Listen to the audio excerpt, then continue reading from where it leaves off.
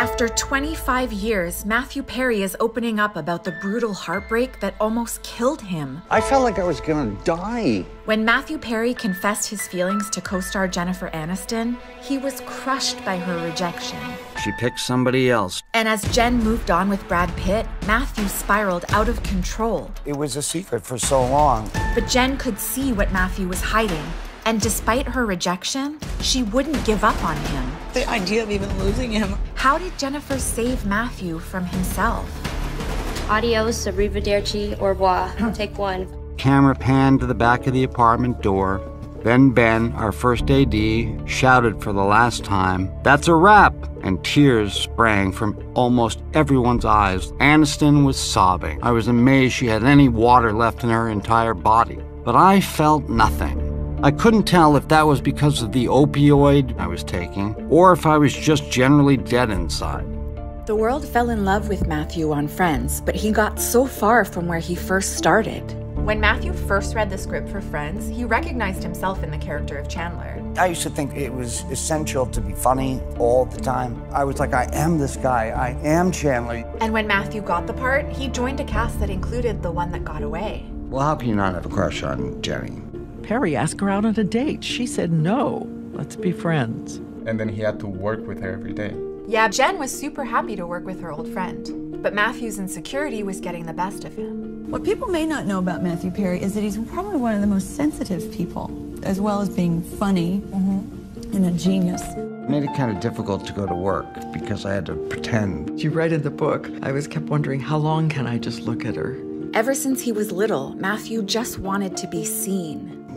Making my mother laugh was a great thing. I always have this image of this big ballroom and my mother walking in and taking all sort of the glory because she was beautiful and people just knew her. And I was like 5 feet behind her and all I wanted was for her to turn around, focus on me and be with me. But Matthew's hunger for approval went beyond Jen. I felt like I was gonna die if they didn't laugh. It would take you down. Yeah. You didn't tell us that. I felt like that every single night. It's clear that Matthew never learned how to deal with his pain, and it started when he was just a baby. You talk about how, like, even when you were a little baby, you still had an experience with pills. I was a colicky kid and I used to cry all the time. My parents took me to a doctor and he said, just give him this. And it was phenobarbital, which is a major barbiturate and a very addictive thing. And I was 30 days old, and they gave it to me for 30 days. And when he was 14, Matthew discovered he could numb his insecurity the same way. I finally felt at home for the very first time as soon as I drank alcohol. I lay in the grass, and I thought to myself, this must be the way that normal people feel all the time. Matthew had been keeping up the act for years, but even while he was starring on Friends, his insecurity and addiction spiraled out of his control. How did Chandler change as the person playing him starts to struggle with addiction? He didn't change. What was changing was me. I was taking 55 Vicodin a day. I weighed 128 pounds. I was on Friends, getting watched by 30 million people, being beaten down so badly by the disease. I would go to open houses and go to the bathrooms, see what pills they had in there and steal them.